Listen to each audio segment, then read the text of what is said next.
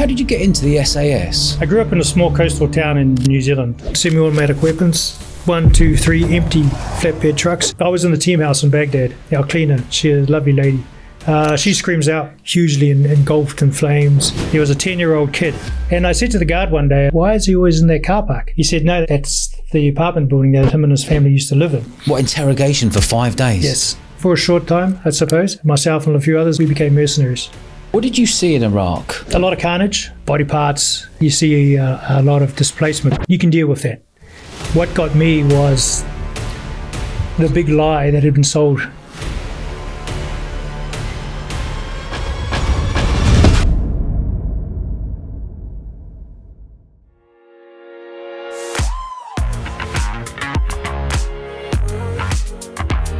Baz, welcome to the show, mate.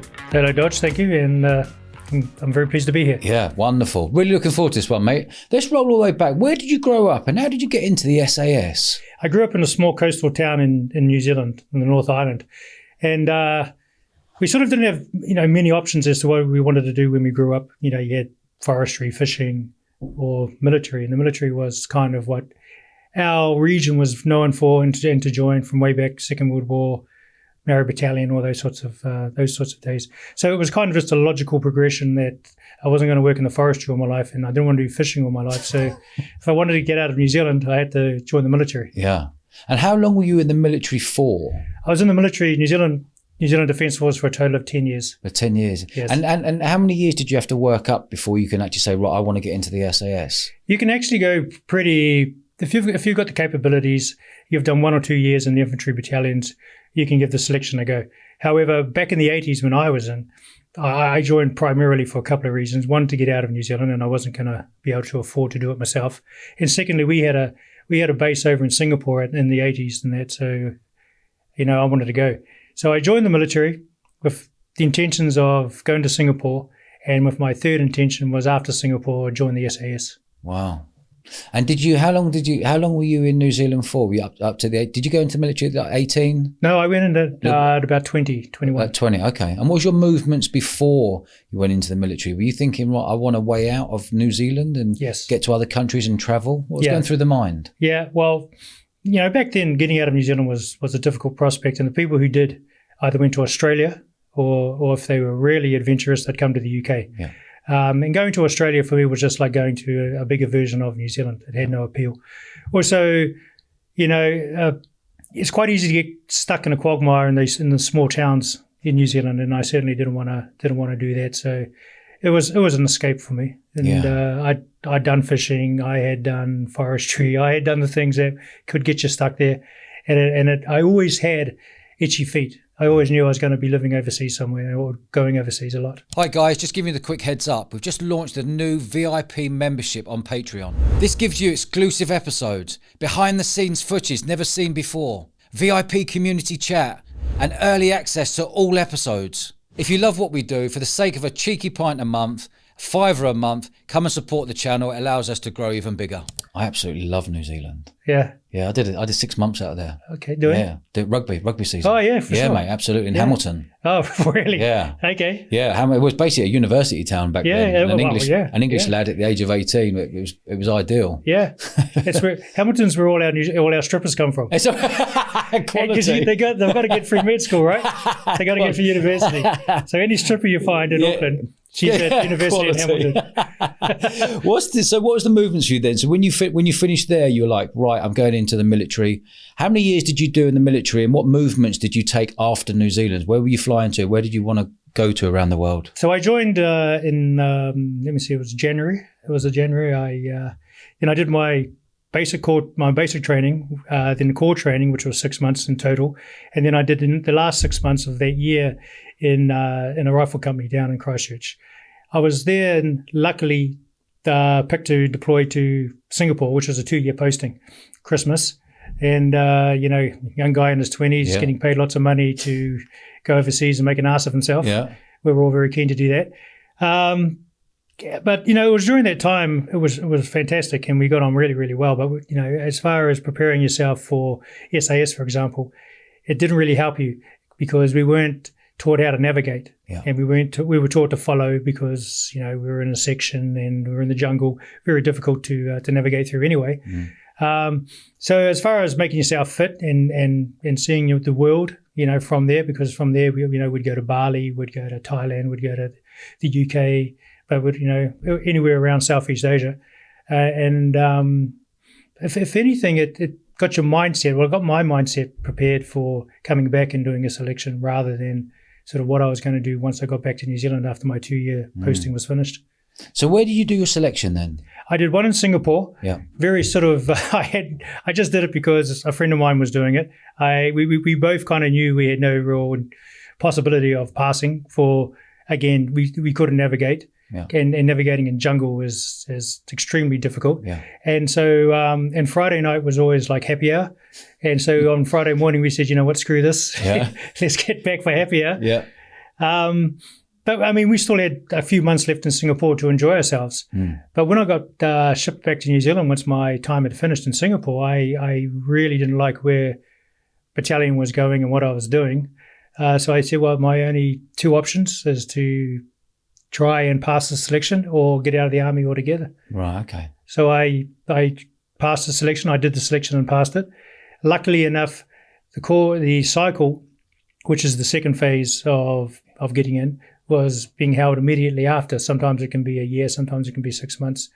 And I went back, packed all my things and I was no longer an infantryman. I was now, someone trying out to get badged in the SAS in New Zealand. Brilliant. And what were your movements then once you got badged? How many people in New Zealand get badged? It depends. It depends. You're talking a country with like 3-4 million people. It's not a massive country, right? Yeah, back then there was like 3-4 million people. That's now right. It's up to 5. Yeah. So you'd have an intake of, let's say, 100 people. Yeah. Lucky if you'd get, say, 10 to pass the selection. Lucky then if maybe 4 were picked to carry on to the cycle. Then maybe that 4 or maybe even less would pass, and maybe 1 or 2. It depends. I mean, they never let the standard down. Some years the quality of person trying is better than others. Yeah. And we don't have too much of a climate difference where we're doing one in the summer or one in the winter. It's pretty much the same. It just depends. How brutal was selection? It's, before you do it, it's the hardest thing you've ever done in your life. Yeah. After you've done it, it's the easiest thing you've ever done in your life, because you've got to continue to do things. It's got a lot of myth. It's got a lot of in our language, it's got a lot of mana. It's got a lot of pride to it, to even try to have a go at it. And you can't really, if someone has a go and doesn't pass, they had a go.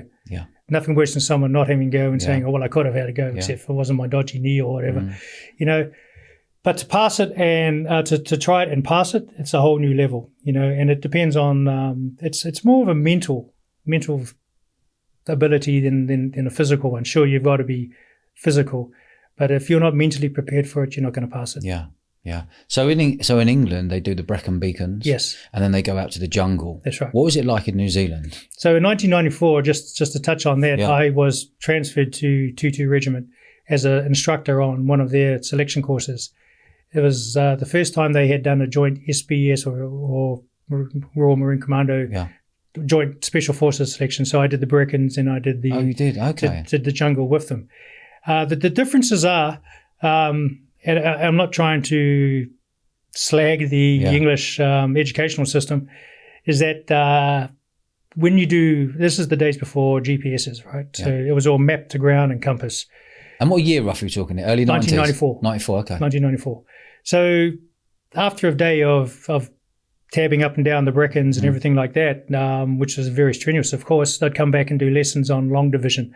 Long division is what you need to know in order to calculate the magnetic variation of a map.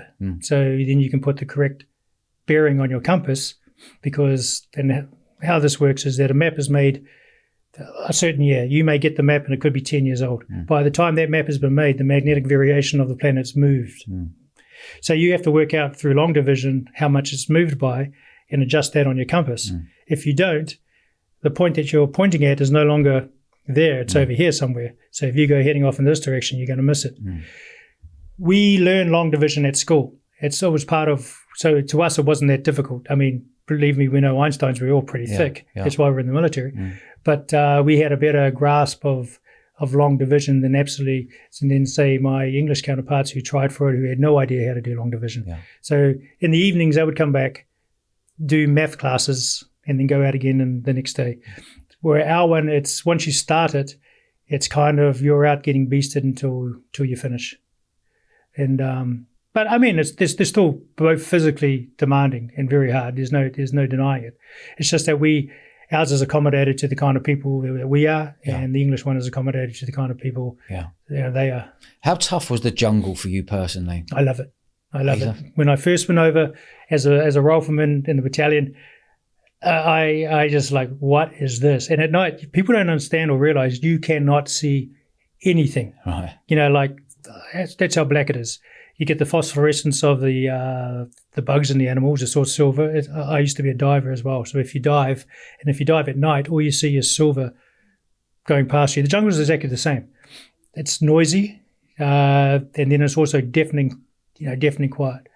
But I feel once I got accustomed to it, I felt really at home in it. I love being in the jungle. Wow. It's I've not heard. I've had many of lads on here. I've never heard them say they really enjoyed the jungle before. Well, in New Zealand, we have a lot of close country. Yeah. We're familiar with the bush. We're Maori heritage. We used to run around bare feet in the bush. Yeah. To us, it's second nature. Maybe I wouldn't be as comfortable in open spaces. But I know to us, being out in the bush is part of how we grow up. We go hunting in the bush. It's second nature to us. What were your movements then when you finished that in the jungle? How did you know when you'd passed? What were the movements after that? So once you do our selection, we do what is called the cycle. Now the cycle is roughly 9 months. It may have changed from when I did it, but it's roughly 9 months where you learn the basic sort of patrol skills that you will need to become and fit into a patrol in the SAS. Your signals, your medical, your combat survival, how to survive interrogation, and all that sort of current. Now, you can get pinned at any time. You have to reach these certain benchmarks, like in nowadays Morse code. You had to learn how to do Morse code. You had to learn how to, fix somebody up from gunshot wounds and get them out of there. There's certain benchmarks you have to reach. Then you do this one course that's called the combat survival. Now you get to make clothing out of sacking. You get a piece of meat. You have to make it last for about a month. You get thrown out in the wild snow, tussock, bush, rivers. You get chased by police dogs and other military units who just want to catch you and beat the hell out of you. And it gets set up to such a way that they do catch you and they do beat the hell out of you. And then you get taken away and interrogated. And then after the interrogation phase, if you have passed that, back in my day, that's when you got your badge and your beret. Quality. And once you got your badge and your beret, it was like all your aches and pains went away. It was an unbelievable sense of achievement. Yeah, amazing. I want to roll back a little bit here. Yes. Tell me about the interrogation phase. Let's go a little bit deeper into that. So the idea of the combat survival course is you've escaped from a holding cell or a prison, whatever. You're living off the land. You and maybe 3 other guys or whoever you can team up with that you find. You're given a message that you have to remember, which is great because I can't even remember my telephone number. So you can beat me up all day. I'm not going to tell you what it is. And then you have to make it to certain checkpoints. And when you get to those certain checkpoints, someone will be waiting there to either maybe give you a can of beans or just tell you where the next one is. And you've got to take off. And but they're also then telling the hunter force, you've just been through and how long ago. So then they'll start looking for you. Once they capture you, we get taken up to Whangaparoa, which is a training area up in Auckland. And it's an old World War II facility, which is all connected with tunnels underground. And then you go into your interrogation phase. You get blindfolded, you get beasted, you get thrown into freezing cold water, you get stripped, held in stress positions. They play white noise. If you even think moving into a more comfortable position. You get a smack on the head, or you get dragged through some, whatever. And then you get taken away every so often and interrogated, and they want to know what this message is that you were given. Sometimes they'll try and reward you with something warm to eat or whatever, or sometimes they'll just insult you, which was actually one that happened to me. This intelligence officer lady, and she was no oil painting, believe me. She was insulting me, right? And it actually perked me up, because I'm going, sort of like, look at yourself, love, and I've just been through hell, and so that perked me up a little bit. And then they take you out and they blindfold you. And some of the things with the interrogation, like white noise, for example, it starts to, you hallucinate. What is white noise? So you ever turned on the TV and there's no channel, it's just going, okay, that's white noise, right? To me, it started to sound like I thought I was in a quarry, and they were blasting the rocks with high pressure hoses, and then they stripped us naked, and then they come back and they threw a blanket on it, and then I thought it was a washing machine, and I'm going, oh, they're nice people, they're washing our clothes for us, and all this sort of carry on, and you start to hallucinate. Wow. And then after that'll continue for 5 days nonstop. 24/7. What, interrogation for 5 days? Yes. Jeez. Yeah. And then, mate. And and then one day they come along, they take you outside, and they say it's over. And they feed you, but you don't think it is over. Because you think they're playing games with you again. You think they're playing games with you, right? So it takes you a very long time to regain the trust that it is actually over.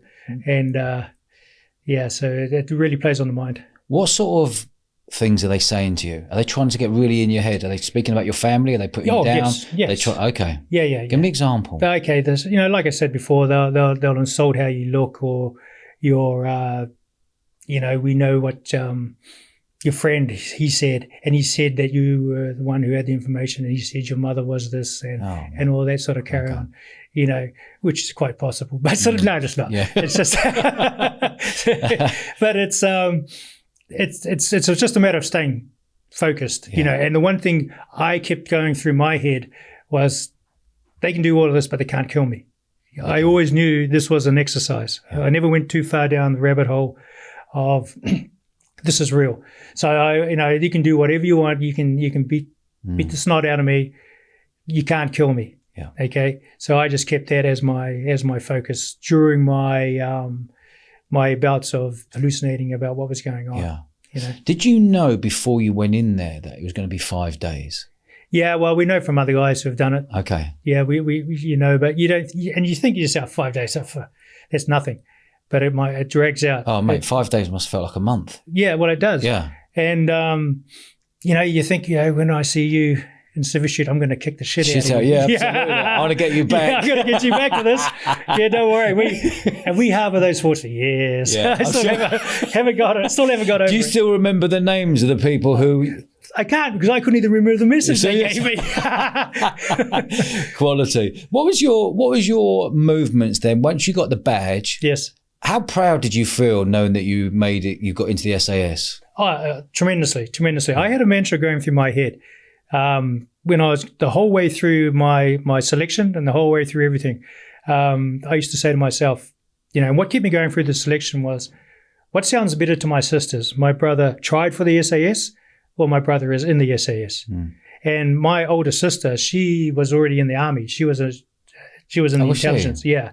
And she's a formidable character. She's a legend in our military. What's her name? Carol. Yeah. She's back in the day, she would have been one of the only females to pass selection. Well, she passed selection? No, she would have. Oh, she would have been. Oh, she was that mentally tough. She was that mentally tough. Okay. Yeah. Oh, wow. And massive shout out to Carol, by the way. Yeah, well, the worst thing about it too was when I was growing up, when I was at primary school, all the tough people in our school were females. She was one of them. It was fucking embarrassing. That's Kiwis for you, I'm going to get my sister to onto you. Yeah. Quality. I just go and play over here with my mates. Yeah. So, but isn't it funny though, in New Zealand, what I learned from New Zealand was everyone was mentally tough. Everyone was tough. Yes. You played rugby. You grew up with a rugby ball. Yes. The reason why we got sent out there as at 18 to go and play their rugby, because you're going to be mentally tough and physically tough after doing a season out there. Oh, for sure. No, that's so true. It's a powerful nation. Very. And just to sort of a little bit on the side, it's what's now causing our tiny nation to become a bit of it's now a problem because now everybody's tough. Right, okay. We have huge gang problems in New Zealand now. We have huge right? drug problems in New Zealand now. You wouldn't recognise Hamilton now. It's just gang central. Is that right? It's what, biker gangs? Biker gangs, yeah, for sure. Yeah. You would have heard of them, the different gangs that are out there. I don't want to say their names and give them any publicity, but no, it's completely out of hand. And is it all drug-based? Yeah, drug and violence. Okay. Drug and violence, P or meth. Yeah. Massive in New Zealand. And now fentanyl. Fentanyl, Jesus Christ. Fentanyl's the one where people are walking bent over 90 degrees, right? Yeah. Like zombies. Mm-hmm. Like you see it in San Francisco. There's a friend of mine who's doing a documentary at the moment. Aaron, he's got a podcast called Taboo Rooms, amazing. Yeah. He's doing documentaries around the world about the drug epidemics in all the major cities. Well, he needs to go to New Zealand. Yeah, go to. I think he's done Thailand, he's done Jamaica. I tell you, I said, where's the worst in the world for you? He said Vancouver. Yeah. I went, Vancouver. Vancouver I just thought was a stunning, lovely place in Canada where you fly in, it's all beautiful. Yes. He said it's the worst. Really? Wow. New Zealand, though, how are they getting away with it in New Zealand? If it's such a small country. Well, okay, so there's a couple of things. We have a very weak judicial system. Yeah. As an example, you can be found with meth pipes and cash and you'll get 150 hours of community service. Yeah. You won't get a sensible sentence. Yeah. There's no deterrent. Yeah. And the cops are hamstrung. Yeah. And also Australia has introduced a deportation system for criminals. Now, it's called 501 deportation. So New Zealanders grow up, or when they're born, a lot of people go to Australia to live. And they have children there who've never, ever lived in New Zealand. But they've never become Australians. They're still New Zealand citizens. Yeah. They get in trouble. All right. Now, the type of crime that they get in trouble for warrants maybe going to prison for 2 years. That's the threshold you need for Australia to then say, okay, we can now deport you back to New Zealand. Right, okay. So now we're getting all these young criminals who have never, ever been in New Zealand shipped back to New Zealand. They don't know anybody. Right, okay. Also, we're now getting a lot of the gangs that are in Australia, like, some of the very heavy biker gangs have come back to New Zealand, and our gangs are they're a bunch of bad bastards, no doubt about it. But the level of violence was nothing like they do in Australia. So now, of course, it's like they do in Australia. So they're taking the level of violence up a notch? 2 notches. Wow. 2 notches. Wow, I never knew that about New Zealand. Yeah, and the last government was very weak. Yeah. And this government's trying to fix the problem, but the police are having huge amounts of retention problems. There's almost as many gang members in New Zealand as there are people in the military. Yeah, it's completely out of hand. How mad's that? Oh, it's unbelievable. But it's the same what's happening in England as well. Oh, I can imagine. Knife violence. You go to America, you chat to people who've been on here who are really naughty in America, who've been on the podcast. They think we're all lunatics for the amount of knife violence going on. But they're all carrying guns. We're carrying knives in England. Yeah. It's bonkers. No, it is. And part of the New Zealand problem is that they're for quite a few years now, they're trying to cater to the cultural differences. Yeah. And they're getting all this woke crap. Yeah. And, the Maori are sort of saying, it's because of colonial rule, we are the way we are, which is really, it's just because your family unit has broken down. Yeah. And when I say something about it, I'm called racist, which is hard to believe because, I'm part Maori myself. Yeah. But I look at it as it's not a racist card, it's a victim card. Yeah. And because you're too lazy to get off your butt and fix it. No, I hear you. But I also think it might be an age thing because we're at an age where we grew up tough. Yes. The parents were tough. No, they didn't give you beatings, but they were tough. You had respect. Yes. That's all gone. And what we're doing is flying a flag for our country, and people may see that as being racist. They may see you as being racist. Well, exactly right. If you had a British flag outside your house, you'd be saying, they got to be racist. Yes, we're just proud to be British. No, I've heard about that. No, you're a nationalist or something rather. Yeah, it's wild. No, it's unbelievable. Bonkers. But we have the same thing. We have exactly the same thing. Anyway, so your movements then, SAS, what was your movements when you were badged? How many years were you in the SAS after that? I was in the SAS for 7 years. 7, okay. Yeah. From what age did you pass? 22. 22, okay. So so our training area was the South Pacific and Southeast Asia. Okay. Now, name some countries. Thailand, Singapore, Malaysia, Brunei, Borneo, Fiji. I love Fiji. Yeah. Yeah, and they got a fearsome military and SAS history. Beautiful people, beautiful country. Lovely. Just don't piss them off. Don't piss them off. No. Big men. Oh, Fucking hell. big woman. Yeah, big women as well. Exactly. It's true, isn't it? Men are okay. That's why the men are so fast. Yeah, exactly. Quality. Yeah. They've got some big women. Oh. Tough. Yeah. But very respectful country. Very respectful. Hugely respectful. Yes, I remember when I was out there for a few, you go up to the schools, all the kids are running out for you and you're chucking pens and freebies. They're just, everyone just wonderful. Beautiful smiles. No, we had a lot of Fijians in our SAS too, and fantastic guys, strong as oxes. And bloody good rugby players. Better to have on your side. On your side, yeah, mate. Yeah, huge. Yeah. Absolutely huge. Yeah. So we'd go to those places. Now, lovely countries, by the way, for you to go to. Oh, fantastic. Thailand, Borneo, Bali, That's like dream stuff. Yeah, well, it was. And we made the most of it when we had time off, believe me. I'm sure. But, because of our location and because of our political sort of system at the time, we were very isolated when it comes to any conflicts or any actions. Yeah. There was nothing happening around the South Pacific. Fiji would have the occasional coup, but Solomons would have a bit of a kick-off. Nothing happened during the years that I was in the SAS. Yeah. So we were a peacetime army. Okay. Now, I had done at that stage, what would be 10 years in total, coming on to my 10th year total in the military. I did 10 years total, sorry. My knees were shot. I was getting sore. I wasn't as fast. Just everything was starting to break down. And I had not been deployed on an action. Was that bugging you? Oh, for sure. It was bugging all of us. Okay. And how many lads were there, roughly? Well, back in those days, we were called New Zealand SAS Group. Yeah. Because there wasn't a lot of us. There was perhaps maybe 100 total. Yeah. Okay. 100 total badged people. We had a very big support system, but badged, and we weren't going anywhere. So you got two choices really. You can carry on and hope to go somewhere, and all the time your body's deteriorating more and more. Yeah. The younger guys joining would probably get taken over before you, because you're now reaching that sort of point. Or you can get out and with the skills that you have, try and find a job somewhere that will pay you what you think you're worth, with the skills that you have.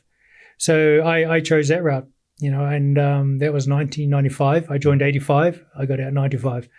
But I was very fortunate. I always knew New Zealand was not where I could ply my trade. And I was very fortunate. And the one thing that is very true, I think no matter what you do, we had the skills, everybody has the skills, and it is a bit of what you know, but it's primarily who you know. That's what life's about, who you know. Yeah. It's who you know. Yeah, mate. I knew somebody who knew somebody who was working in Brunei, so they got me over to Brunei. We were working for, Prince Jeffrey, the Sultan's brother, and his construction projects, and so we were living in Brunei, but also as we were doing close protection, we were looking after the celebrities, and they used to have concerts. So Michael Jackson used to come over, Whitney Houston used to come over, Sting, Stevie Wonder, and we'd look after those people. All right. What was Whitney Houston like? Was she a diva? Yes, she was. Oh, she was. But I tell you what, she's probably had the most fantastic voice you'd ever heard. Unbelievable. Unbelievable. How good looking is she in real life? She's got a bit worse lately. No, but yeah. Beautiful. Yeah, beautiful. Yeah, she was beautiful. Okay. Was she a kind soul? When you say diva, give me an example of a diva. She wanted to do a sound check one day, but she wanted an area of about 10 kilometres cleared so she could do the sound check and no one could hear her.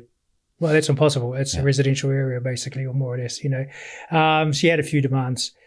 The entertainer who I really changed my mind about a little bit and respected was Michael Jackson. Okay.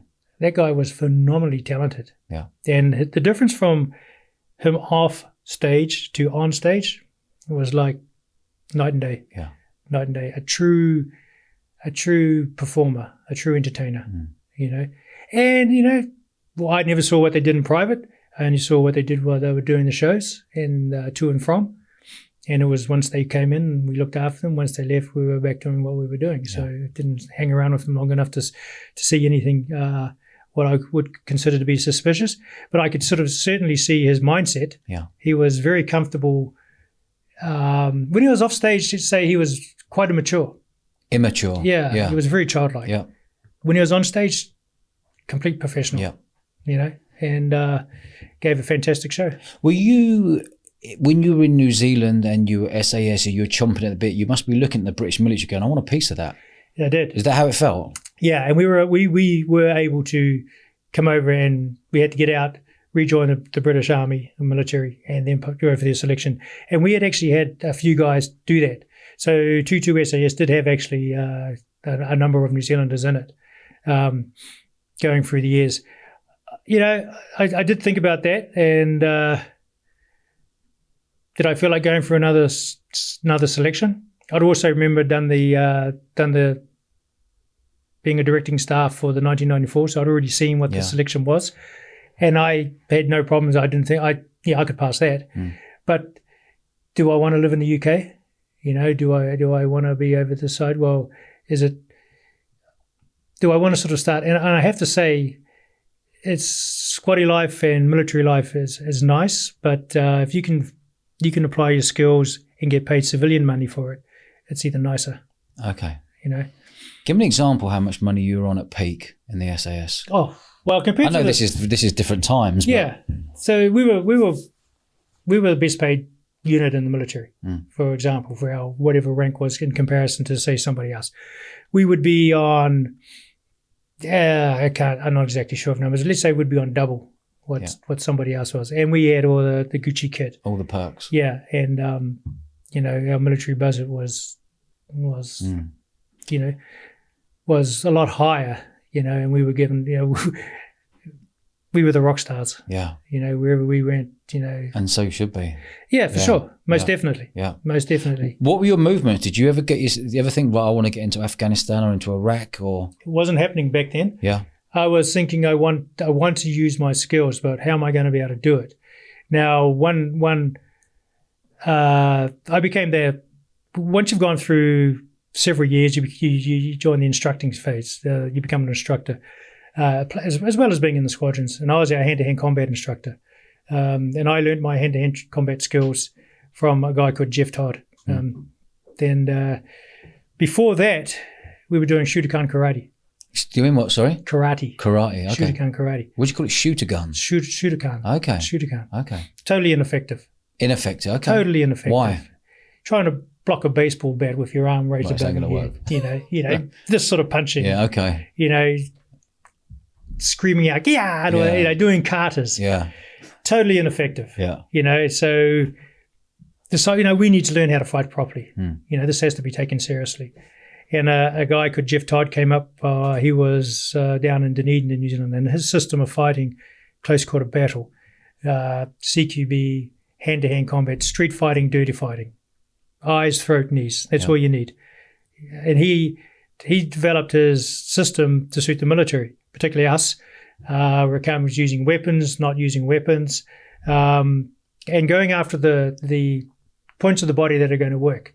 Now, we only really focused on 3 main points of the body: the eyes, the throat, and the knees, because there's no muscles over any of those regions. You know, your guy can go to the gym and pump weight all day, and if he gets in your face and I punch him in the tit, it's not going to do anything, right? Yeah. If I punch him in the throat, he's going to drop. Yeah. If I poke him in the eyes, he's going to drop. If I step out and kick his knees out, he's going to drop. Yeah, okay. So why make it any more difficult than it needs to be? You know, and as guys, we know how sensitive our groin is, so we tend to cover that. Yeah. But you take any one of those 3 areas out, you're in immediate pain. Your immediate thought is just you don't want to fight because you want to counter the pain that you've been going, and you want to get out of there. Yeah. Okay, so he developed the system around that. He taught me. I became there's only 3 grades. I reached the 3rd grade, and you know that takes a lot of beatings and trying to hope you don't get your knees broken. And then we taught it to our guys. Yeah. And I thought, this is leading into close protection. Okay, this is leading into being a bodyguard. So I thought, okay, now that's what I want to do. I want to get into close protection and bodyguard work. And how long do you do bodyguarding for? I'm still doing it now. Still doing it now, yeah. Not full time. If someone squared up to you And I know you're a hard man and you've probably got a lot of patience, but if someone flipped over the line and squared up to you, would you go straight in for the throat or straight in for the eyes? Yeah, it depends, right? I can see his flip would probably trigger my flip. Yeah. You know, Okay. and I can do this. I can do the same thing, and that's part of the skill, I suppose, with close protection or everything being a unit. Is you're the grey man, but when you do flip, you become 10 angry men. Yeah. And normally I'd go for the throat. Yeah. Okay. Always. Always first. Yeah. Okay. Always first. It's so much easier. So much easier. In a punch or a grab and a pipe, hold the pipe. So if you imagine your larynx and your Yeah. esophagus as a soda can, Yeah. and when you crunch it, Yeah. that's what it takes to destroy your throat. Okay. Okay, so you just smack it like this, because some guys, you come off the chest and up. Okay. If you use your knuckles and you hit a prop, Yeah. in the old days of props, Yeah, they had yeah, no yeah. necks. They Yeah, had no that's necks, right? So, right. Yeah. So here you can skid in, okay, or thin eyes. Okay. And it depends. I'll weigh the guy up and I'll have a look at his skill set, what I think it's going to be, and you always assume he's better than yours. Yeah. It might be easier if I just feint, don't want to, and step off to one side and then come in with my leg and take his knee out. Chop his knees. Yeah. Because your leg is your longest limb on your body. Yeah. So it gets my head out of the way. And no one wants to get punched in the head. Yeah. So I take a knee out, When you take someone's throat and grab it, Yes. how many seconds is it until they? Depends on how hard you grab it. Yeah. I mean, and that's one I've used quite a lot, actually. And she was a big girl.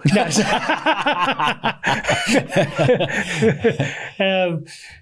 Not long at all. No. Okay. Not long at all. And you can control them. Yeah. Because they can see that this is, it's like if you get your nuts grabbed, Yeah. you kind of go like, all soft, yeah. okay, let him Yeah. go, let him go. Yeah. Yeah, well, you're going to stop. Yeah. Okay.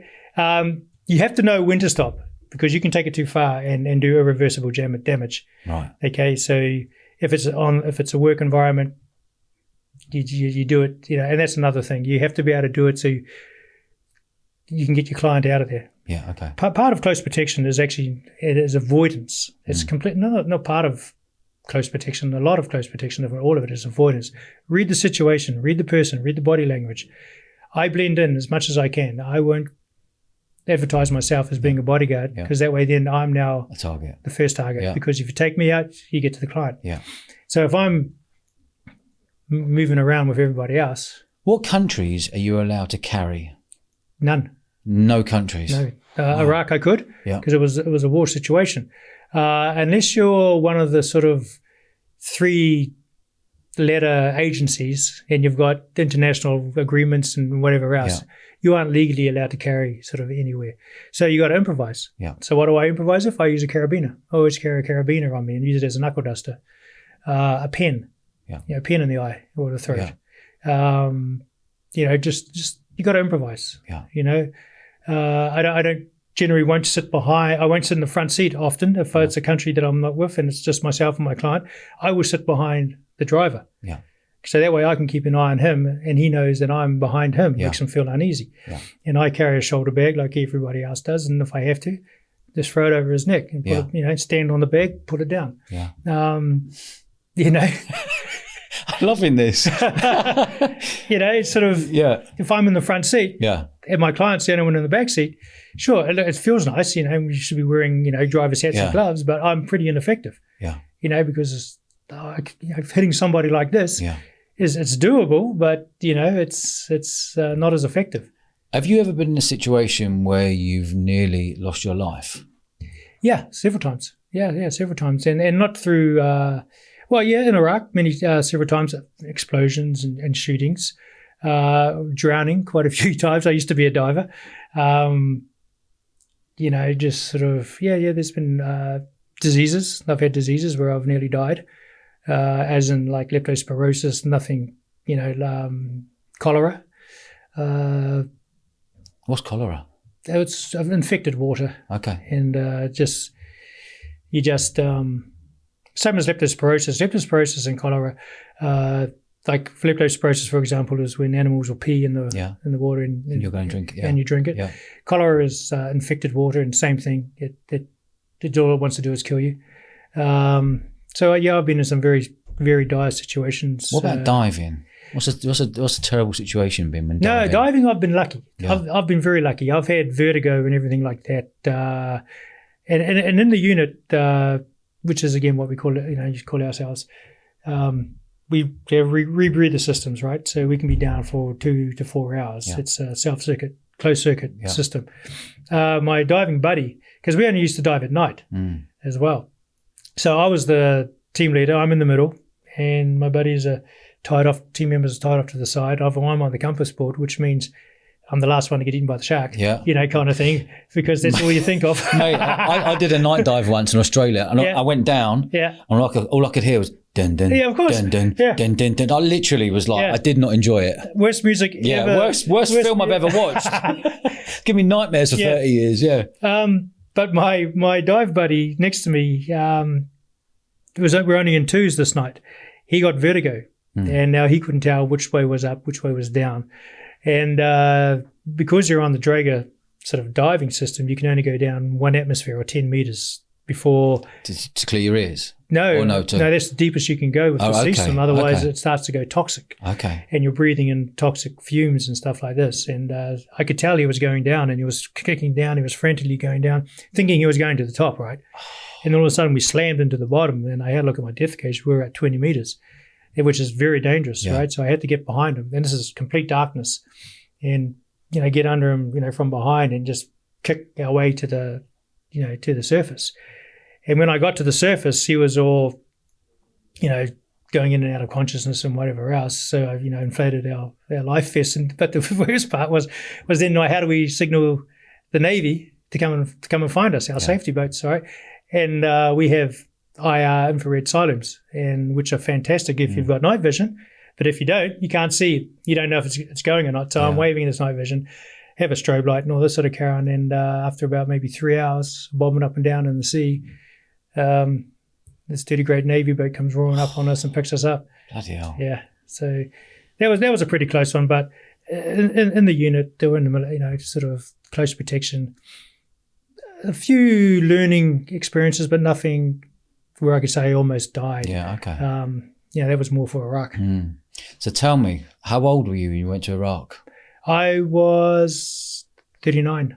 39. I'd been doing close protection all through Southeast Asia and all over the world, right up until then. And in fact, I was in the Philippines doing a training contract with the Philippine SWAT teams when the call came out that they were going to be hiring military contractors, civilian military contractors, which was fantastic because, your English history or British sort of military history, back in the day, like the Wild Geese, Mad Mike Hall, Congo, Africa, it was only 2 SAS, and the British regiments, they went on the circuit, it was called.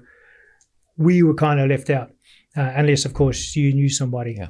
So this was our opportunity to get in on the circuit. And, we jumped at the chance, New Zealanders for sure. We finally looked at it as, literally finally, we're going to be making some decent money, because the military is great, it's fantastic, and you get cheaper this and cheaper that, but it's pretty hard to sustain a life on it. How excited were you when you said, right, we're going to Iraq for the first time? I was very excited. So I filled out my forms in the Philippines, again, for somebody I knew, right? And it was for an American company. And personally, I prefer working with American companies and English security companies. I have a bit of a problem with officers, with the Sandhurst, red pants, sipped pims, gin, rah, rah, rah boys. The Americans aren't like that at all. They're okay, they thump the Bible a little bit, but that's easier for me to deal with than someone who will only recommend you or promote you if you come from a certain regiment or a certain class. And I don't deal with that. And that happens in England, is it? Still. And in the security companies back then, it did a lot. So 2003. Yes. What was Iraq like for you? So we staged in Jordan, and the company that I went over with was called Custer Battles, and that was named after the two founders of the company, Mr. Custer and Mr. Battles. I was really excited. I was getting to do what all my training had been, led me to. This was going to be fantastic. I was the only non-American in this company. I was the only person from New Zealand. And I was, as it turned out, the only tier 1 person. And a lot of them were army, police, whatever else, and it didn't take me long to sort of work out that my skills were probably a little bit better than a lot of the people that were here. So, we flew in, and I can always remember, as I write in my book, stepping off the plane, and there was a Scotsman who had been there, and he was working for Global, I think it was, who ran the airports. He was trying to get everybody into the hangar as quickly as possible because of mortars and snipers and everything else. But I slowed down and I did the old Neil Armstrong, sort of like 1 foot on the ground, because, as they say, we have a saying in the military, you're not there until you're there. And I was there. And probably a little bit naive. I didn't realize it was the, as dangerous, but, as perhaps I should have given a little bit more respect. But I was really in my element, How safe did you feel out there? Not at all, okay. Which I loved. Yeah. No, I loved it. Got to remember, I've been married, so I know all about not being safe. How long were you in Iraq for? 7 years. You were in Iraq for 7 years? Yes. Yeah. That's why I'm mental. Wow. Yeah. How would you explain to the listener or the viewer on YouTube here what your experience was like in Iraq? Let me see. The more you do something, you reach a point where, are you doing it for the right reasons? Are you doing it for the satisfaction? And are you doing it for the same reasons you went in there for? Or are you just doing it because it's a job, it's all and it's a paycheck? Are you feeling the same about what you're doing there? Does it give you the same enthusiasm? Are you just going through the motions, and are you becoming reckless that you're going to get yourself or your other people killed? And that's where I was near the end of it. I was becoming reckless. I was relying on alcohol to get me through the day, and I would, even starting early, I would go out looking for trouble. I wasn't afraid because my hangovers were so bad that I was actually quite nasty. Yeah. And so I'd go out looking for trouble, and that would endanger the people, my team. Yeah. Although we were all saying, yeah, let's go and do it. Yeah. But near the end, I was up in Kurdistan, which was a lot safer. But every day was just fading into one. There was no energy. I was becoming, nasty to my wife. I was becoming just sort of, I had the feeling that the longer I did this is where I was going to die. Okay. So I decided to get out after the 7th year, 2010. Wow. Yeah. Thanks for your honesty. Oh, no worries. Yeah. No worries. You say you were boozing every day. Were you start boozing out in Iraq, or was when you were coming home? How long were you doing out in Iraq at the time, and then how long would you come home for? Our rotations were 3 months in, 1 month off. Yeah. Okay. Now, going back a little bit, okay, in the military, you're a drinker. Yeah. Okay, in the SAS, you're a drinker. Yeah. Friday was go ugly early. Yeah. And then come and meet the lads again for the next. Yeah. Well, exactly right. And the weird thing too, which is why we have such a high divorce rate. I haven't heard that in years, by the way. Quality. And we'd go out on a exercise or patrol for say 2 months at a time. Us and the boys. Yeah. And then the first weekend back, we'd all get together again and get on the booze at someone's house. And the wives are like, well, we haven't seen you for, okay. No offense, priority, secondary. Yeah. And that didn't go down too well for a lot of the marriages. In Iraq, we would go out, and as the threat level rose, the attacks were becoming more and more frequent. I was the team leader. So like I said, I was the only tier 1, so I asked if I could implement, I could be the team leader, and they said, yeah, no problem at all.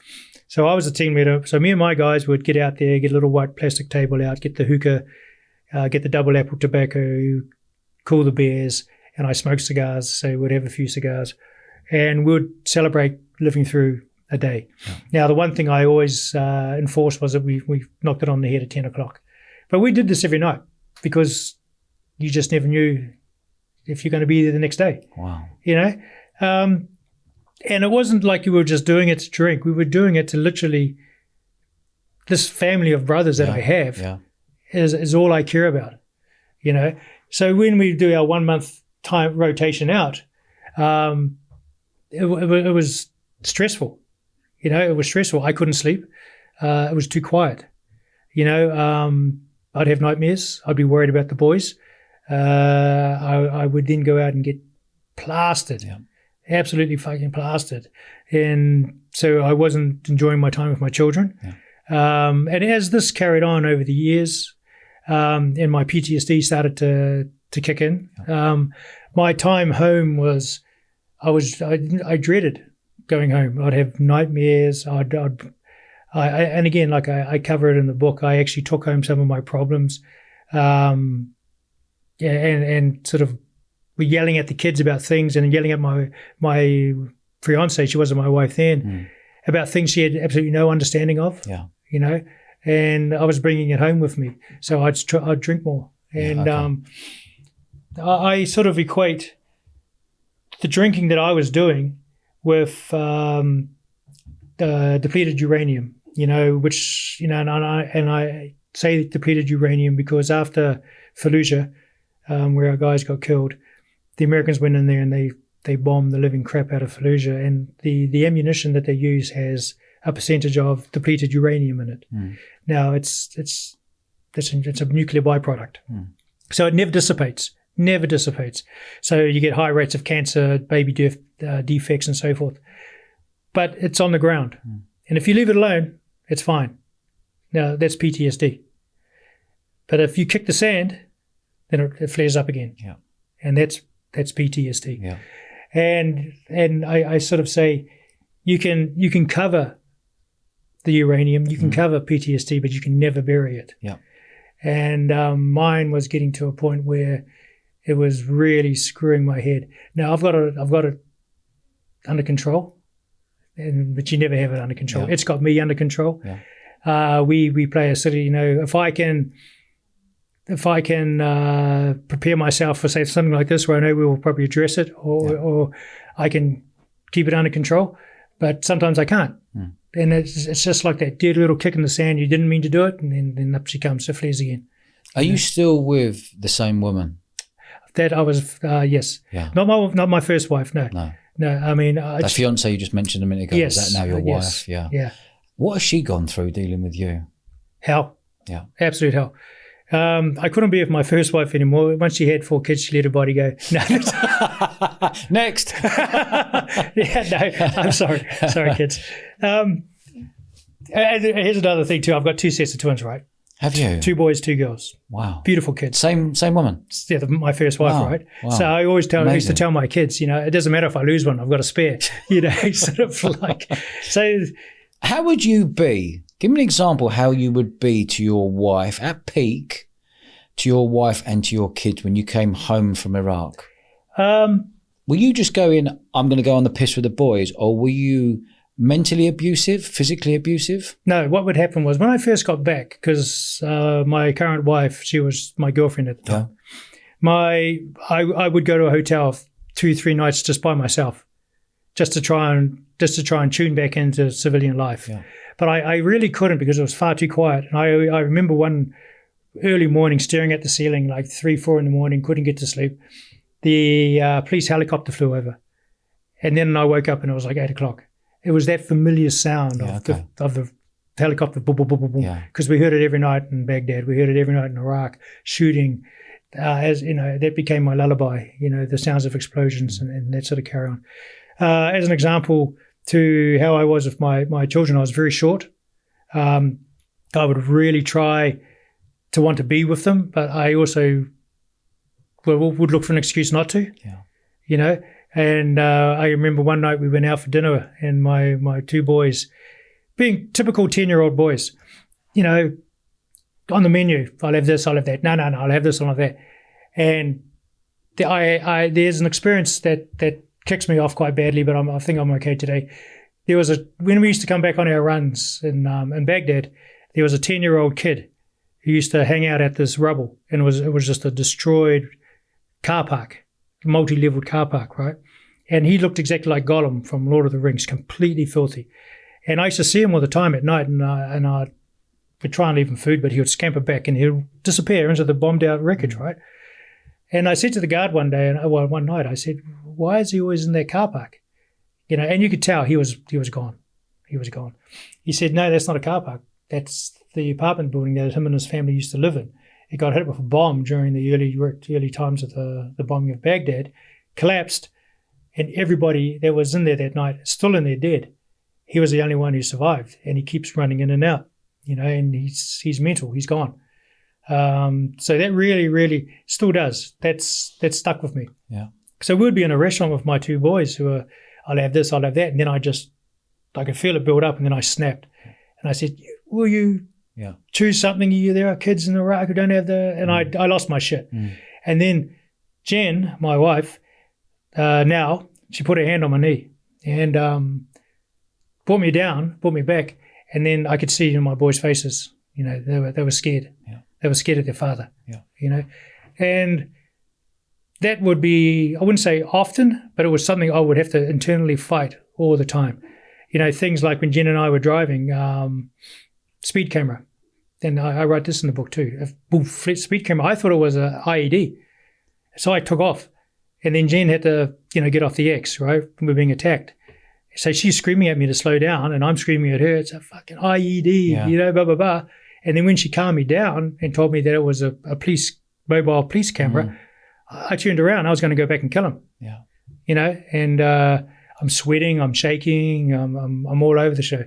And then she calmed me down again. We drove back.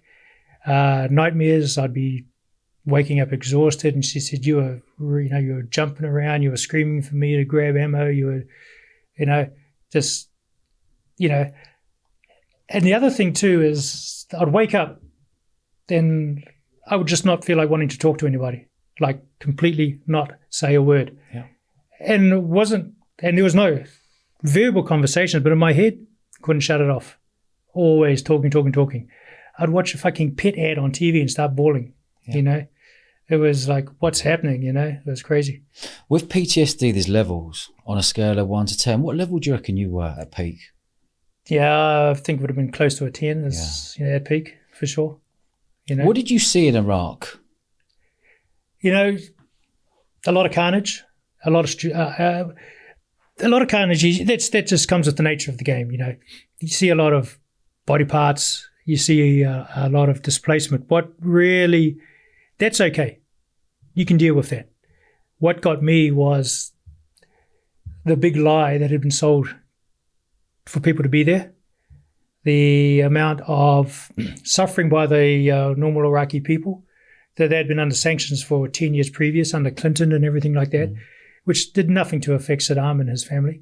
They had made it legal to bomb the fresh water and the electricity, so people weren't being able to get water or electricity. The amount of orphans, the amount of displaced people, the total disregard for the poor Iraqi just trying to get through his day just for profit for Cheney's, KBR, Halliburton, the rebuilding, just with a possibility of perhaps getting the oil, So that's what a lot of veterans also will see. And, we have a huge distrust in the government and the lies that they tell. And you look at those who are benefiting from it, and they're never the ones on the front line with you. They're the ones like the Cheneys and the Bushes and the Blairs, war criminals. Yeah. And nothing ever happens to them. Yeah. So you're saying that these guys, you look back now from being an older man, more mature, you look back and go, that was a waste of time. Mm-hmm. Wow. I do ask myself, did I make my fortune at the time on the backs of the Iraqi people? And the answer is yes, I did. I was more interested in the money per day, which was phenomenal. I'd never be able to make that in New Zealand ever. Yeah. I was able to buy my house. I was able to buy, everybody was stable. Yeah. But there was also a price that they were paying for that. Did I at the time care about it so much? Yes. But could I live with it and carry on doing it? No problem. If I really cared about it, I would have stopped. Yeah. But the money was keeping you on. Money was keeping me on. Also, as a man, you've got to be able to provide. Yeah. You're the provider. I can't see me finding any other way to be able to provide, so I'm going to have to keep doing this. Yeah. And it can go against your moral compass, but you do it anyway. Did you find your drinking got worse and worse as the years went on? Yes. Yeah. It really did. It became because, back in the day, in the military, you're a binge drinker. Yeah. This was becoming, I was a binge drinker almost daily. I wasn't, I say I wasn't an alcoholic, but I wouldn't I? I was certainly finding it as the only way I could escape from what was going on in my head. Yeah. And my wife she'd had enough. She reached the point where she gave me the ultimatum.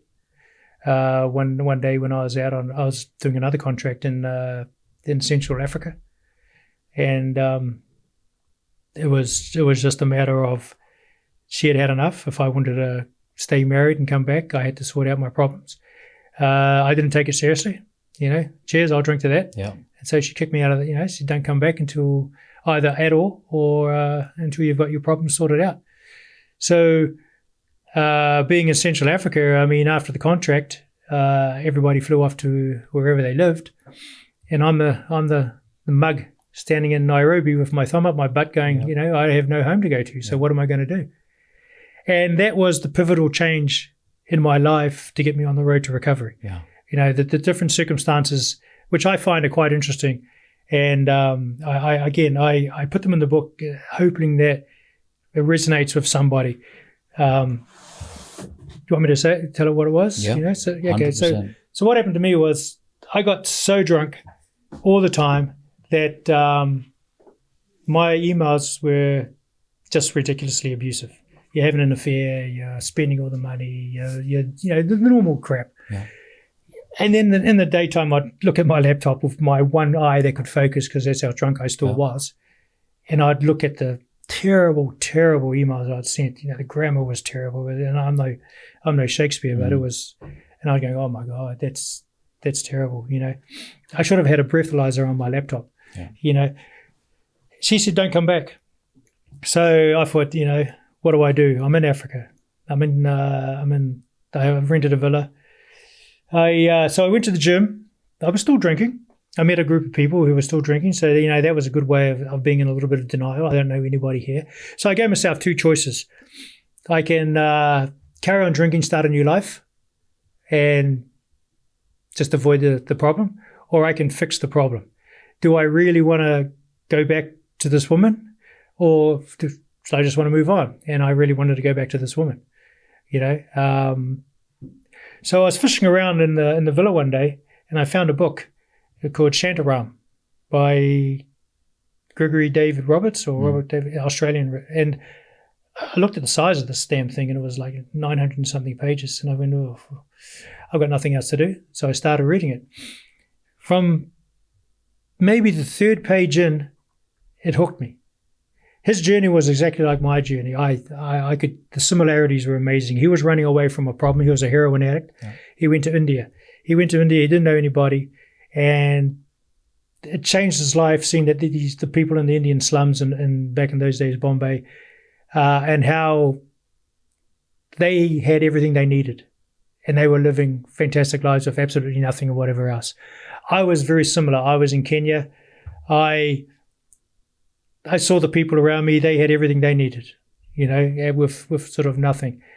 When I finished reading the book, I said to myself, I'm never going to touch another drop of alcohol again. And I didn't, and I haven't. You haven't till today? I haven't. 14 years. Is that right? Yeah, 14 years. Not a drop. Massive respect, by the way. Oh, thank you. That's huge respect for that. Thank you. And did you go back to your wife? Well, funnily, after that, I got an email out of the blue. How are you going? She contacted me. It was divine timing, whatever you want to call it. And so, I'm fantastic. I've stopped drinking. Didn't tell her how long it hadn't been, but I'd stopped drinking. And so she came to Kenya. We went on a safari, and we've been together ever since. And to help me with my stopped drinking. She stopped drinking. And she's a fantastic woman, but she's a little bit mental too, because she has to be in order to be with someone like me. To keep you in track. Yes, and I think any wife is the support. Yeah. You know, any man can be the breadwinner, blah blah blah blah blah. But if you don't have a strong wife who keeps you in line every so often, you're just going to be drifting around. You know. Tell me about Blackwater. Sure. Okay, so 2003, I was with this company, Custer Battles. Now we were, you know, like everybody else, but we were driving around in soft skin vehicles. We didn't have any body armor, but it was becoming apparent that the care and equipment that they were putting in to us wasn't there. They weren't spending money on giving us decent weapons. I had an AK-47 explode in my face because it was so old. Yeah. You know, I think Noah first signed it out when he was on the Ark. So there was a guy within Custer Battles who was a former SEAL Team 6 guy, a bit older than myself.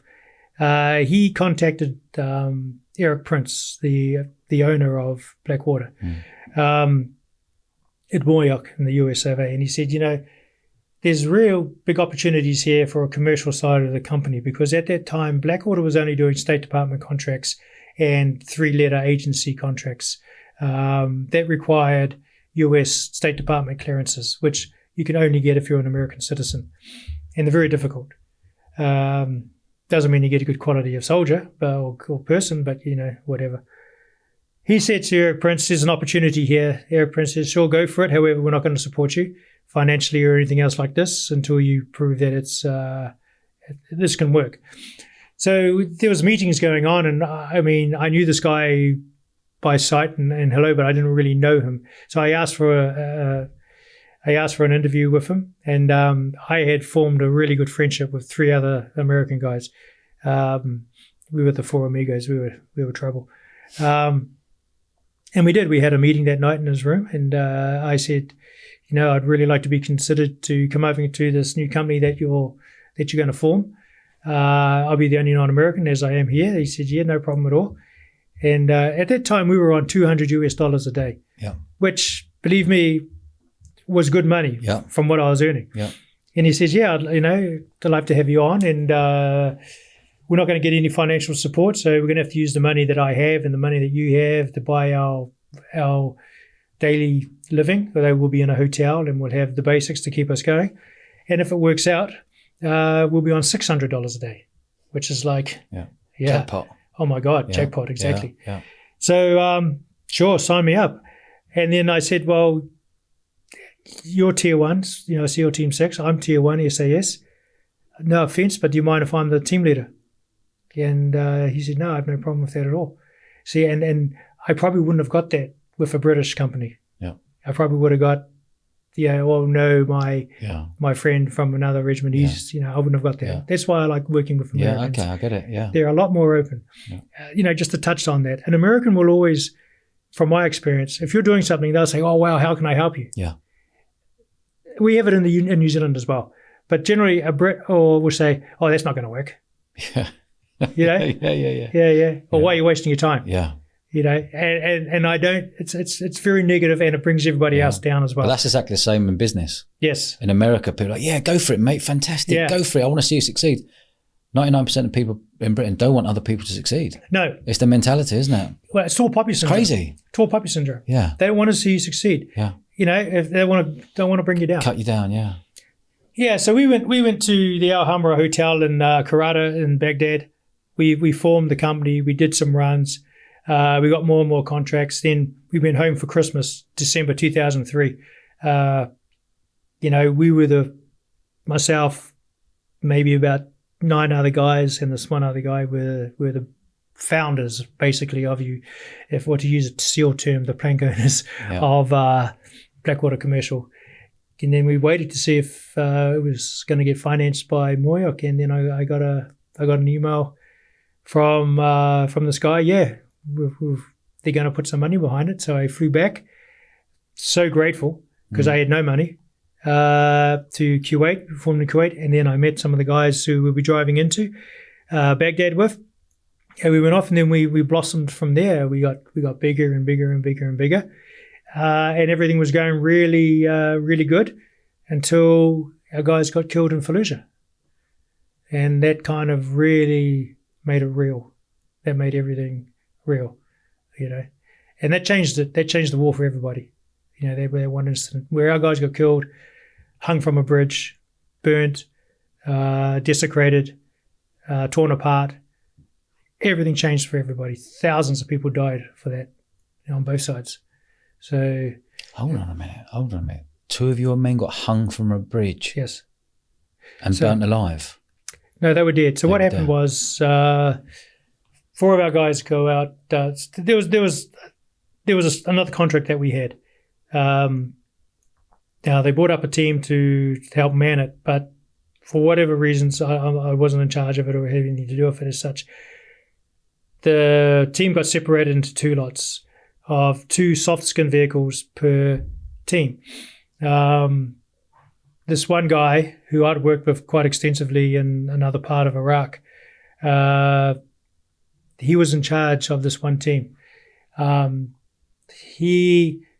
They went off to Taji Air Base, so there was 2 soft skin vehicles, 2 people in each in the front. Totally not how you do it. We had got away with it because we didn't have the manning in the past. And I suppose the feeling was, well, if we got away with it in the past, we can get away with it now. Okay. They take a client to Taji Air Base, and once they get there, they can be retasked to do something else, or they come back to Baghdad. They were retasked to escort 3 empty flatbed trucks through Fallujah. Now, Fallujah was the no-go area for everybody. All the foreign fighters who were coming over, all the insurgents or the whatever you want to call them, the Iraqis who wanted to kill Americans were being based in Fallujah. Yeah. So you knew not to go there. However, the base that he was looking for, he wasn't exactly sure where it was, so he stopped and he asked some Iraqi police, is this where this camp is? They said, yes, it is. You drive through Fallujah, you'll get to the camp. They were, of course, working for I call them insurgents. Yeah. They were working for the insurgencies. Yeah. The insurgents, as soon as they left, they radioed ahead that an amazing soft target was coming through. The boys drove into the centre of Fallujah. Soft skin vehicles, 2 guys at the front, semi-automatic weapons, 1, 2, 3 empty flatbed trucks, soft skin vehicle, 2 guys facing forward in hell. Okay, you couldn't have driven into a worse place in the world. 2 back guys, they get cut off, they come up, they shoot the boys in the back of the head, they've been in the back, strip them of their armour and their weapons, and then they take off. Front vehicle hears what's going on, spins around, pops the tyres because the medium barrier is about knee height. They get killed, shot in the back of the head, killed, weapons, body armour stripped. Insurgents take off. The civilians then start to drag out the bodies, beat them, set the vehicles on fire, completely torch them, drag them through the streets, just like Somalia, hang them up from the bridge across the Euphrates. Now, I was in the team house in Baghdad, and our cleaner, she was a lovely lady, Ross, was cleaning. His TV was on, as it always was, and she saw it happening on TV. So it wasn't live, but it was almost live, I suppose. She screams out.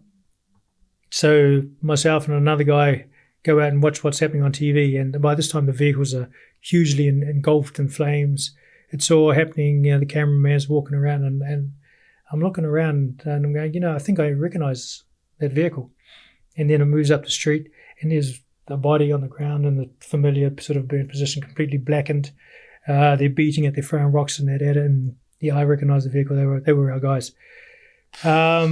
Strung them up from the bridge, torn them to pieces.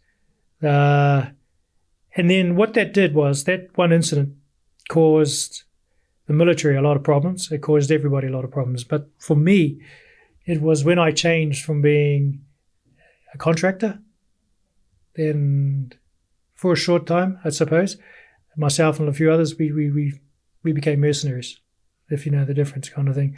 And it wasn't that we were going around just going to go kill anybody, but what we were going to do was certainly kill anyone who was trying to kill us. Yeah. If you had a weapon, you were going to get it. Yeah. You know, you had no reason to have it unless you were going to kill us. We drove around hard. We fired a lot more rounds by people, at people, and we stopped smiling a lot more. Yeah. And the reason being for me personally was, you know, there's rules. And you've broken the rules. You know, sure, kill the guys.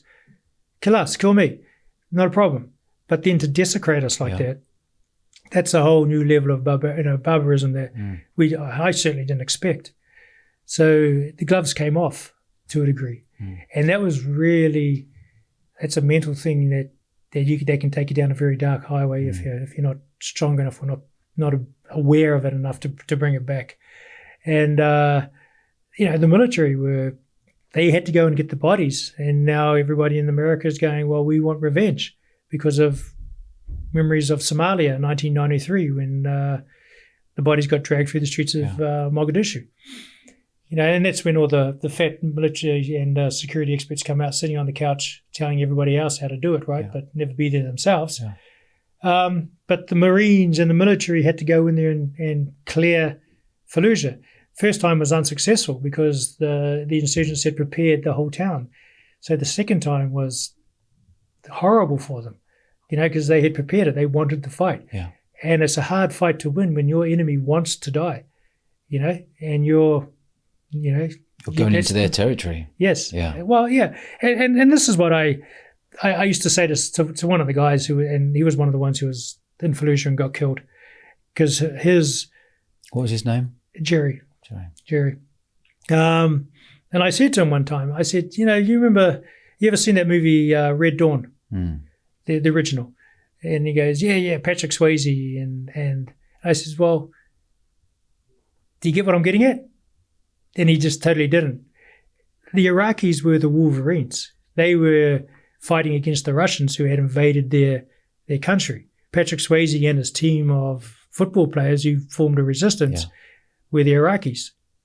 And he didn't quite get it. He didn't understand it. You know, that's exactly what you or I would do if somebody came and invaded the UK or New Zealand, you know. And so I sympathized a lot with the Iraqis and what they were doing. But at the same time, like I said before, I mean, it wasn't going to stop me from earning my money and bettering my life, you know. And whatever it took for me to be around to do that, I'd do it. How did you personally change from that day onwards? It's a little bit of Jekyll and Hyde, you know.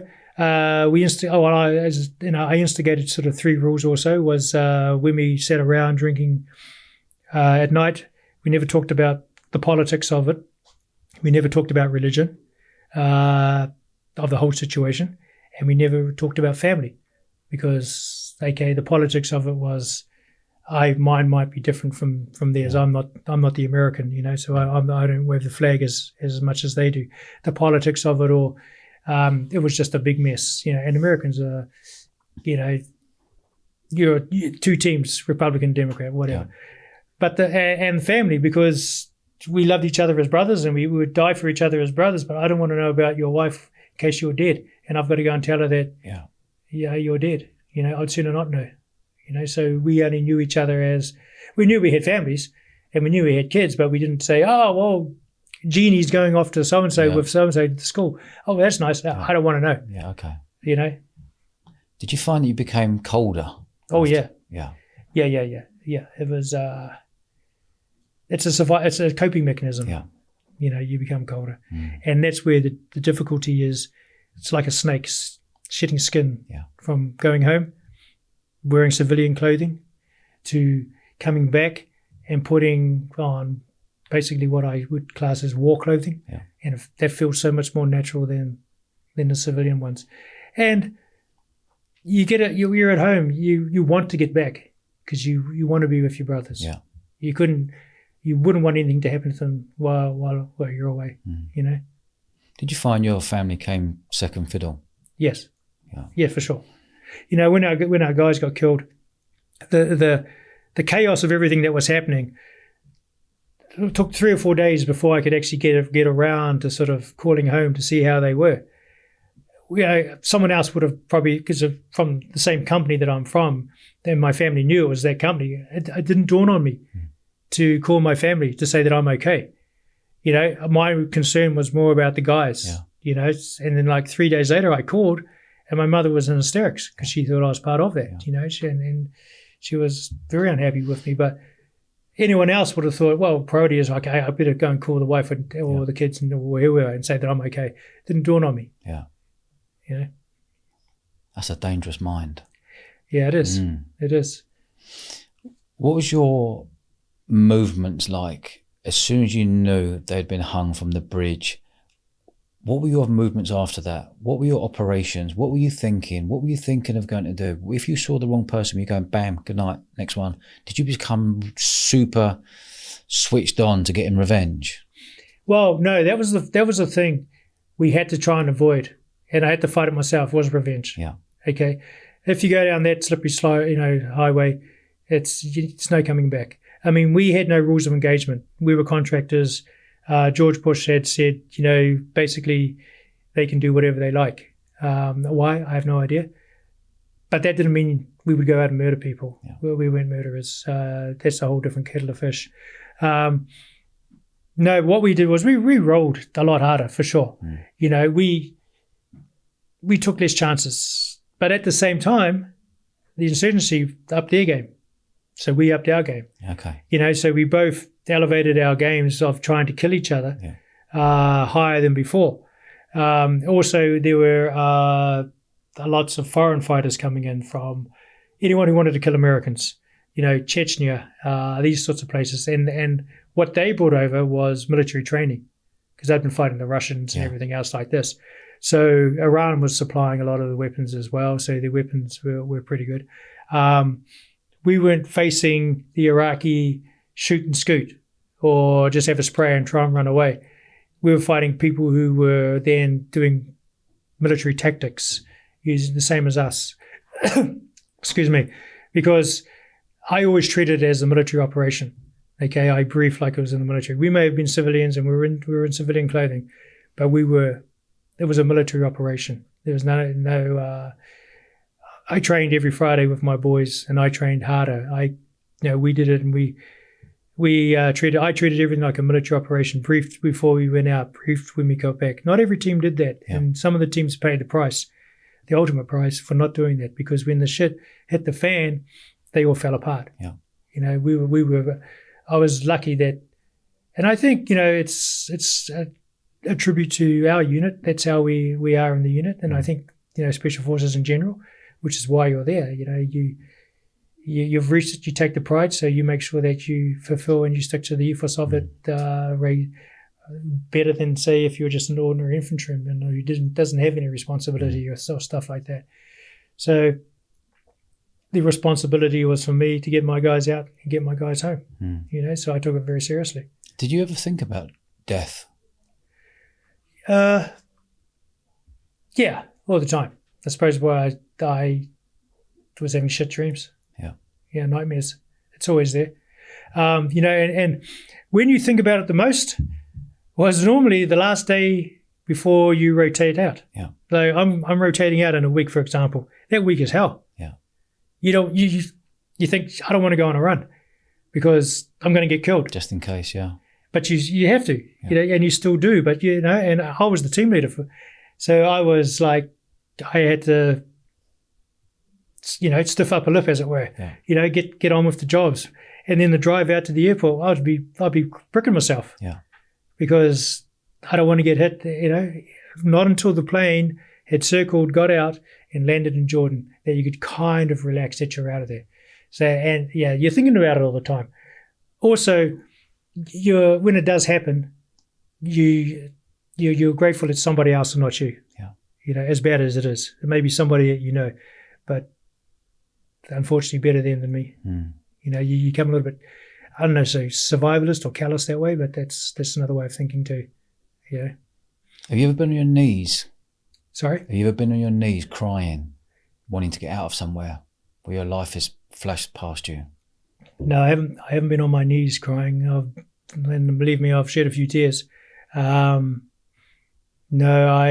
if I'm doing anything where I don't want to be, it's all inside. It's internal, and I can show an outer facade that's perhaps a little bit better. I have been.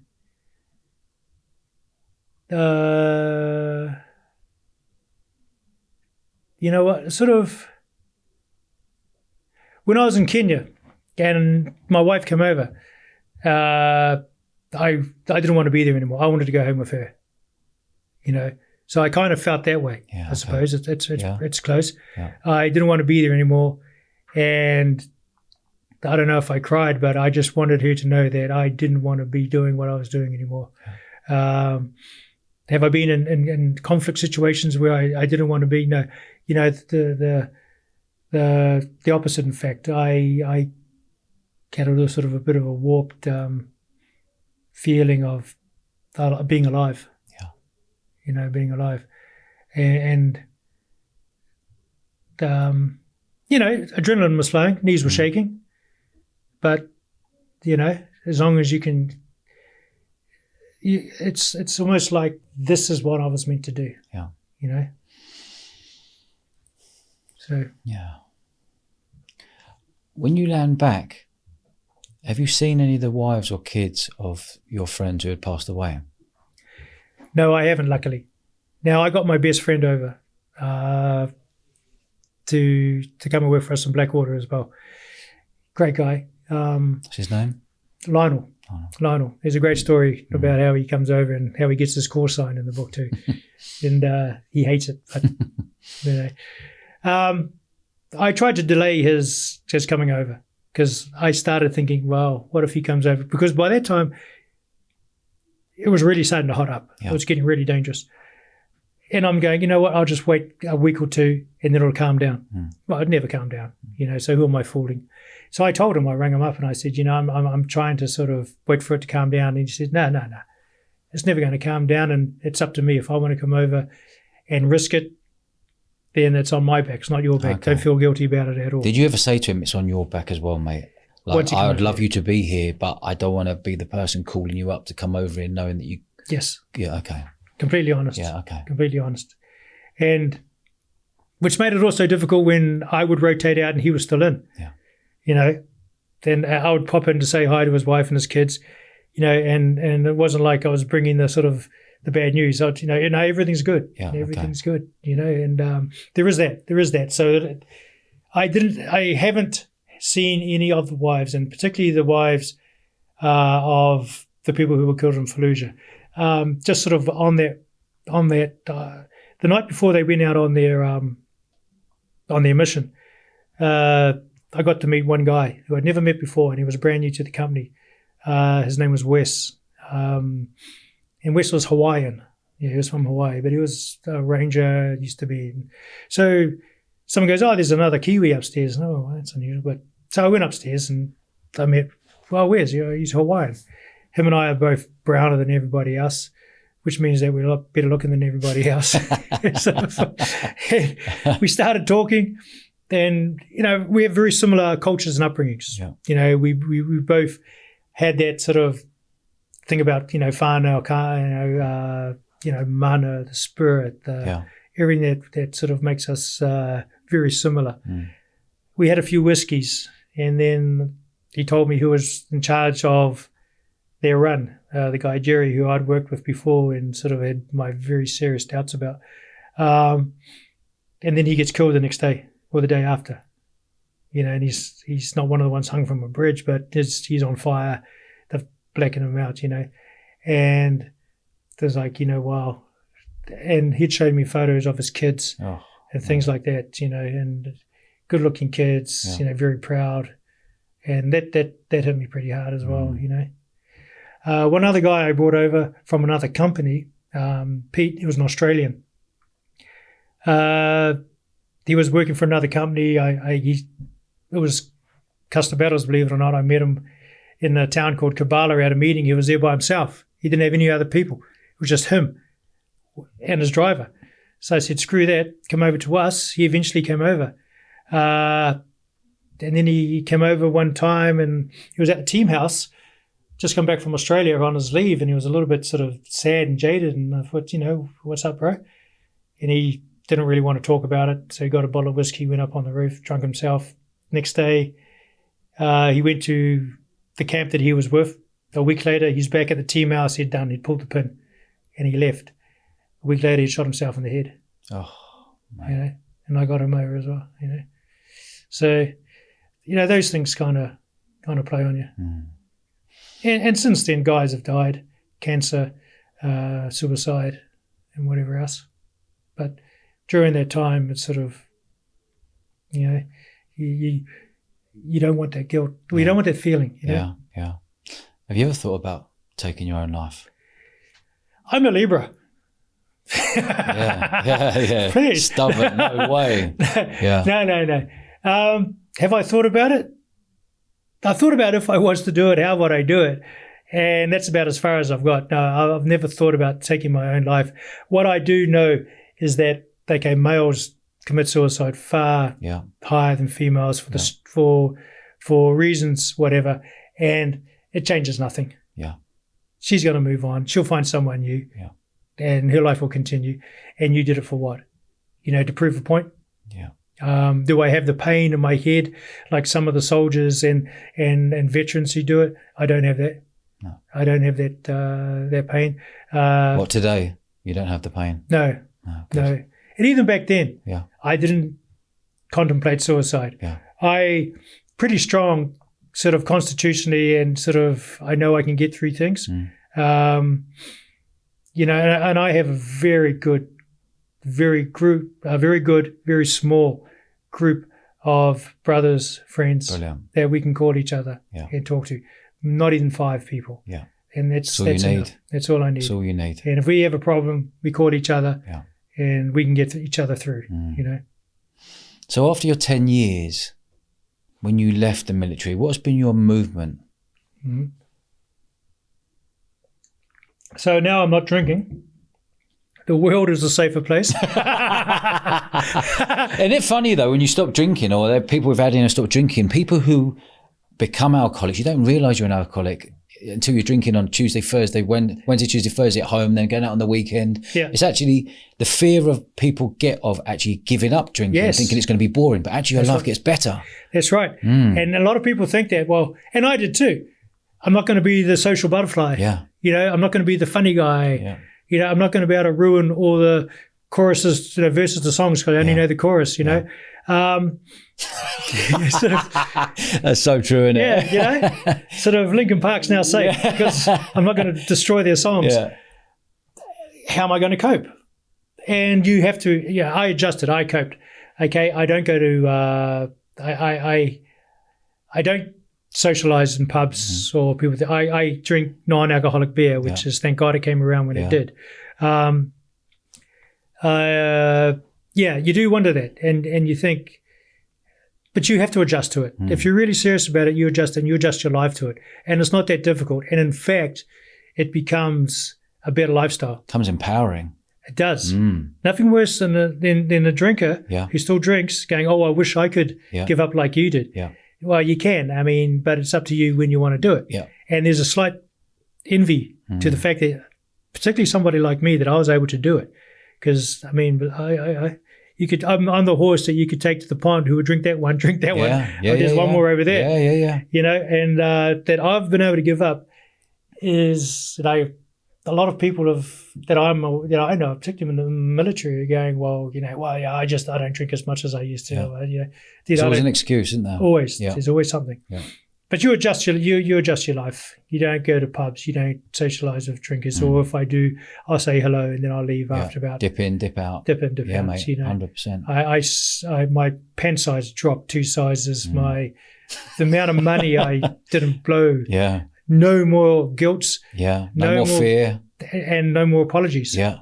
Doing the apology tour in the morning. Oh, I'm sorry for this. I'm sorry for that. Yeah. I'd look at my hands. Oh, fuck. Yeah. We had Jason Fox on here, Foxy, a couple of weeks ago, and we're talking about the same thing, and we're both like, isn't it lovely waking up feeling good? Yes. But there's always that big red button there that you could press, and you're going to go and get on the smash. But that's gone for you now. Yes. Which is lovely. Yes. Baz, tell me about your book here. We were Blackwater. So that's all my experiences that we've been talking about from joining Blackwater in 2003 right up to almost sort of how I live my life now. I am 100% completely honest about everything. I don't sort of hold back feelings and whatever. I go through the incidents that we went through. I go through the losses that we went through. And when I wrote it, a very good friend of mine, because what I do now, not all the time, but I do military advising on movies. And a very good friend of mine, he's a Academy Award-winning writer. And I did the movie The Hurt Locker, Zero Dark 30. Did you? Okay. I just did a series in Colombia called Echo 3. I worked on Ray Fine's movie Coriolanus in Serbia as a military in White House Down, things like this, right? He said, why don't you write some of your experiences, in Blackwater? And I said, well, firstly, we didn't do anything that I can remember. Yeah. I don't have anything that anybody wants to read. And he said, it may help you with your PTSD and whatever. And so I wrote down and I unlocked something. Yeah. And he said, don't worry about paragraphs or whatever. Just as it comes out, write it down. Yeah. So I just wrote this blurb, 250,000 words, right? My fingers were just getting... The old one-digit fingers. Dude, join the club. Totally. A, E. Did you look up and did you see all the squiggles and go, ah! yeah, that's me. I did that for about 3.5 years. So I was still working, doing close protection for a guy. We were traveling the world, every single country you can think of. So I was doing it in hotels. When I touched a subject that was pretty emotional, I would have to stop. And I cover the ones that affected me, from my father dying to guys dying and guys killing themselves and whatever else. And then I'd step away. When I finished, I got introduced to a fantastic guy, Damien Lewis. We've had Damien Lewis on here. What a guy. What a guy. What a man. He's given you a forward in here. He has. Do you know what he says of Damien Lewis here? A riveting tale of a brotherhood of warriors and their descent into hell. Visceral, brutal, raw, and very real. We Were Blackwater is a roller coaster ride of combat on the front line of death and bloodshed. Unputdownable, unforgettable, the untold true story from Damien Lewis. You couldn't get a better forward than that from that man. He's amazing. Wow. He's amazing, and a lot of respect for what he does and what he writes. He writes a lot about the SAS history. Yeah. And one of his ones is now being a movie by Guy Ritchie. Guy Ritchie, yeah. Yes, yeah. Which will be World War II SAS snatch. Yeah, it will be, won't it? I'm looking forward to that. Yeah. We're gonna get SAS snatch with pigeons. Then we get a pikey. Then we get a dog race. Yeah, mate. So Damien read it, and he said he was laughing his head off. Yeah. And he fixed it all up for me. Yeah. He made it into what it is. The readable book. Now, getting back to the therapy of writing down all your PTSD feelings, if you were to write them all down and stick them away, good. Yeah. When you write a book, you got to go through the editing process, which means you've got to read them again, and again. Okay. So you're kicking the sand. Yeah. You're kicking the sand, and you're kicking the sand. Yeah. Now, I'd almost given up on it being published, right? He was fantastic again. And helping me there. And then after like a year or two of rejections, and part of being a writer is you're not a writer until you've been rejected at least 4 times, they say. Well, on my 4th time, I was going to go, screw it, I'm going to self-publish. Yeah. Which used to be the death knell for books, but now it's not so bad. It's a bit expensive, but you can do it. And then I got 2 offers almost in the same week. Brilliant. And so I took the offer with Biteback Publishing, and I'm very, very tremendously grateful to them. And I had the call with James, and he said he loves it. He loves the book. We'll print it as it is, because the other publishing company said, yeah, they loved it, but we need you to cut out 2,000 words. And I just went, I'm not going to do it. Yeah. Because I can't do it without losing, I think, the feeling of it. And I don't know which 2,000 words to cut out. And I'm sick of reading the damn thing.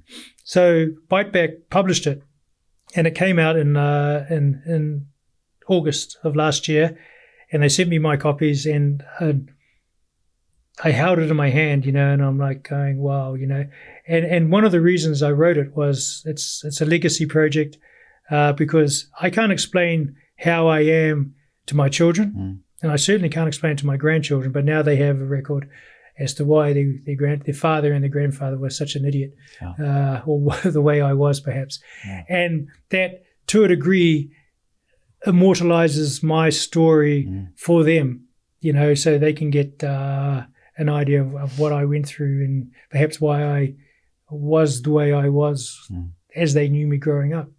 You're certainly going to leave a legacy. And it's interesting because books, anyone out here, by the way, please go and check out We Were Blackwater. You can get it from all the bookstores. But what I was just saying there is that they got the legacy in a book.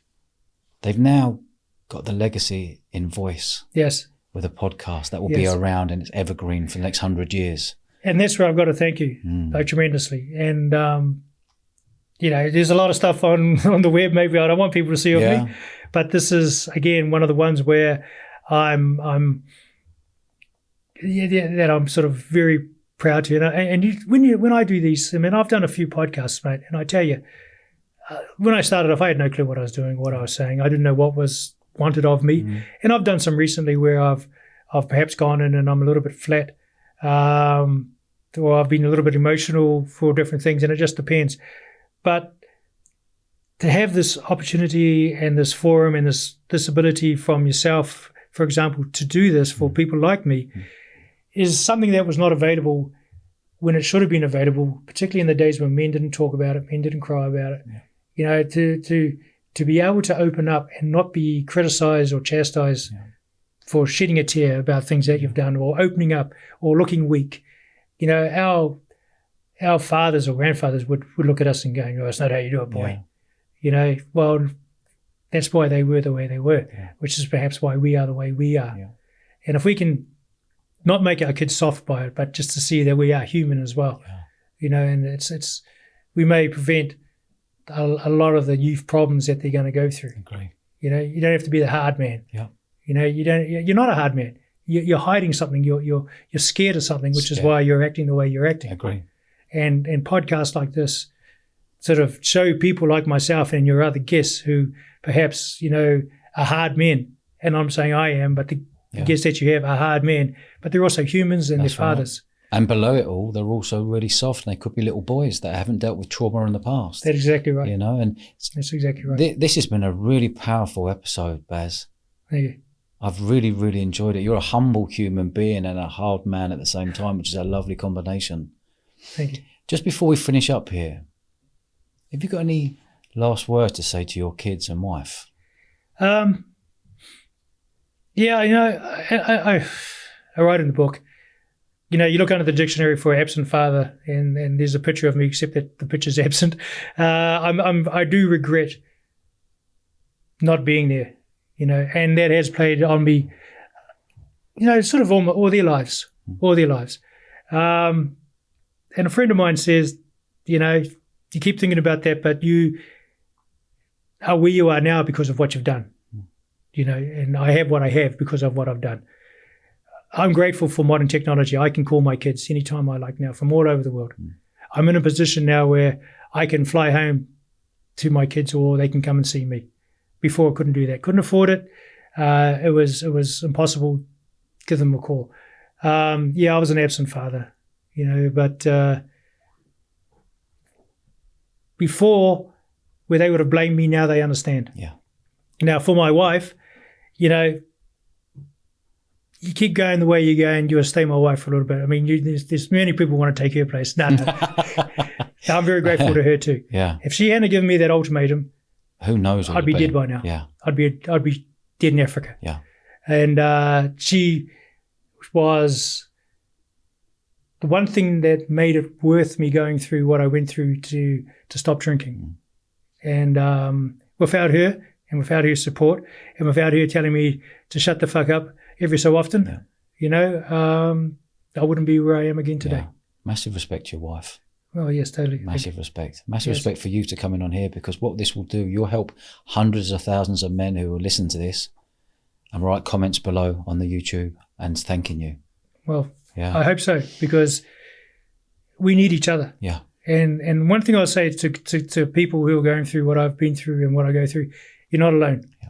You are not alone. Speak up. Speak up. Yeah, agree. Yeah. Baz, Dodge. you're a legend, mate. I've absolutely loved this. Thank you very much. You're a good man. Thank you for flying over. Well, you're a good man You're a too gentleman. for this.